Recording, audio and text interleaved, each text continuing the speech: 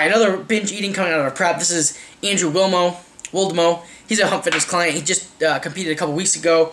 And especially when you prep for the first time, and especially when you have a lot of fat to lose. And even following a flexible dieting approach and cutting slow over a long period of time, there's something that happens after you compete. It's like a weight lifted off your shoulders that you're like, now I can relax and kind of jump back into eating whatever you want. But it's not the thing to do. You got to remember, don't throw away 30 weeks of hard dieting. Reverse diet, stay lean, and then build muscle, not just fat. Your body has an unlimited ability to store body fat.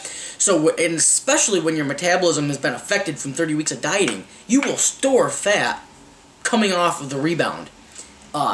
There isn't really a such thing as this rebound effect to where you're going to gain a bunch of muscle. No, there's a rebound effect where you gain a bunch of fat just as much as muscle. So the reverse dieting slow approach is the way to do it. Alright, so what's more optimal? Refeed days on off days or training days? I like refeed days on training days. Take advantage of the protein synthesis response from training. Take advantage of that. Take advantage of having a little bit more food in your system for the training day. That's important when you're dieting. But if something happens, like let's say you don't train, your training program doesn't call for a weekend training, and you're having to get together and you just say, hey, I want to have my refeed day on Saturday. I'm not training Saturday. Is that okay? Yeah, I wouldn't get in the habit of it. I think you're going to see better results hitting it up on a training day, maybe even your weakest body part, or legs, because legs take a lot of energy. Or even if you're cutting and you have a rest day from the weights, but you're doing high-intensity intervals. I mean, normally I would say I would prefer that would be like a lower calorie day for your non-resistant training days, but it's not going to make or break you. It's not going to be the end-all, be-all, but I prefer training days, but it can be either. When you hit a plateau, how much do you reduce carbs? And what's a typical macro split for gains? For girls. A typical macro split for girls, I don't know. I mean, I don't really go by percentages or anything like that, but it's not going to differ much from females to males, other than obviously they have different lean body masses. So females tend to generally have less muscle, so they're going to need a little bit less calories and just think of it that way. But there's no special formula for females as opposed to males. And then when you hit a plateau, how much do you reduce carbs? Well, I mean, you don't necessarily even have to reduce carbs when you hit a plateau. There's a lot of things. You can reduce fat, you can increase cardio a little bit, maybe introduce a refeed day, maybe introduce some off-day, lower-calorie days, whatever. But always try to reduce carbs as little as possible to still keep yourself on track with your weight loss goals per week. And try to always have as much calories in the diet as possible. Next question. Alright, here's a good one. I'll end it on this one, then we'll go to the Hunt Fitness Facebook page. When can you decide that you've reached your natural genetic potential? And I think this might be referring to when, I don't want to put words in your mouth, the guy who asked this, but you might be referring to when you've kind of reached your natural genetic potential, and maybe you might want to switch over to the anabolic side.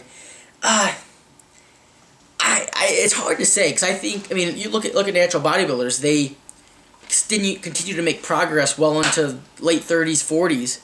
So, and some of those guys have been training for 25 years and still making small little gains.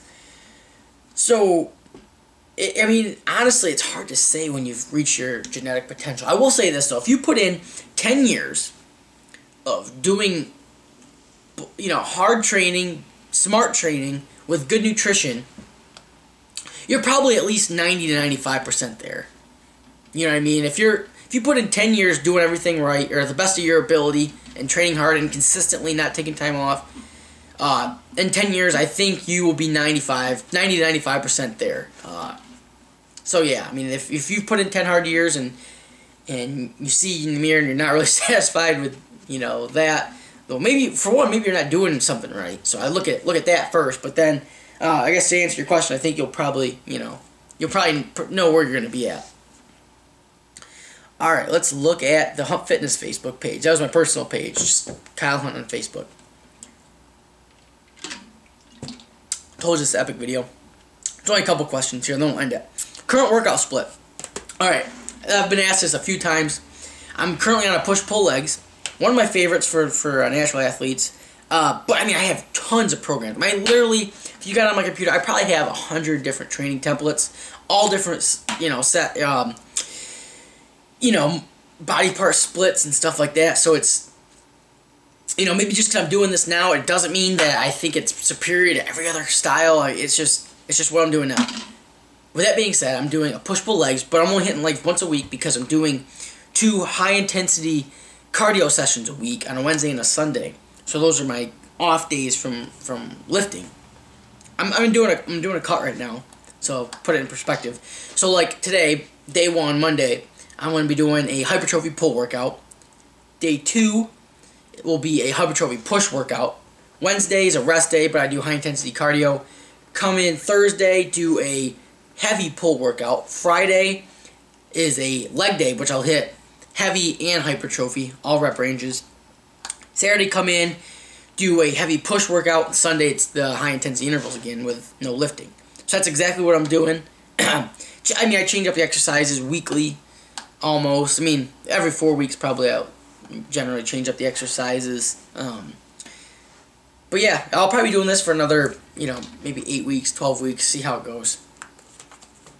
Next question. What are your calf training secrets? What do you got? Calf training, there's a lot that's been said about muscle fiber typing with your calves. And I think there is some merit to it. With that being said, it's basically you have your gastrocnemius, which is the big hunk of meat at the top of your calf. Then you have your soleus, which is the smaller muscle located right underneath your gastrocnemius, the big hunk, and it runs right down your calf, right down along parallel with your Achilles tendon at the bottom. So your soleus is more slow twitch. So it responds better to a little bit higher rep range, whereas the gastrocnemius is mostly fast twitch, responds a little bit better to heavier training and lower rep range. So think of it that way. So gastrocnemius, to hit the big hunk, you're going to want to go heavy. Soleus, a little bit lighter. But with all calf training, I think it's important that you're using a full range of motion, key, all the way down, all the way up. 2, to make sure you're not using any momentum. So how to avoid that is to make sure you're stopping at the top and at the bottom. Pause for a second or 2. Another thing is vary the tempos a little bit. With the heavier stuff for the gastrocnemius, I would like a little bit more explosion. Soleus ones, you can kind of use the concentric a little bit slower, and keep the slower eccentric and concentric. Always keep the eccentrics pretty slow. And that's really it. And just do it consistently. Just do your calf training consistently. But if you have shitty calves, this might help you. But it's hard to make huge gains in your calves. It's just a genetic thing. Alright, so the last question. How would you assess caffeine tolerance? Should you slowly bring down your caffeine supplements? I talked about this in a video earlier on the channel. Kind of talked about it a little bit. Biggest thing with caffeine is you can build up your tolerance to where you can take a shitload of caffeine and not really get the same effects from it. And it'll just drain your adrenal glands, and it'll cause a lot of problems. I love caffeine. I think it's great. A great supplement. Works. I love it. I can't say enough about how much I love caffeine. But it's very dose dependent. You don't need to take a lot. So, and think of it over the course of a day. If you're drinking coffee, taking fat burners, and doing a pre-workout, that's too much caffeine. And I think there is a benefit to tapering it off. Wouldn't go completely cold turkey if you're used to a lot of it, because you'll get migraines and headaches and feeling dizzy and probably lose a little bit of work production. But yeah, if you're starting to have negative side effects from caffeine, try to taper it down slowly. Try to keep it low for a while, and then if you need to introduce it again, slowly bring it back. But hope you guys liked this epic Q&A. I'll do it again. Make sure you follow Hunt Fitness on Twitter. Hunt Fitness, just twitter.com. Hunt Fitness. Subscribe, obviously, to the YouTube channel. youtube.com/HuntFitnessTV. Friend me on Facebook. It's just Kyle Hunt on Facebook. Like the Hunt Fitness Facebook page, just Hunt Fitness on Facebook. Like my Instagram. I love Instagram. I post shit all day. Love it. Just Hunt Fitness. Anyways, guys, until next time. Peace.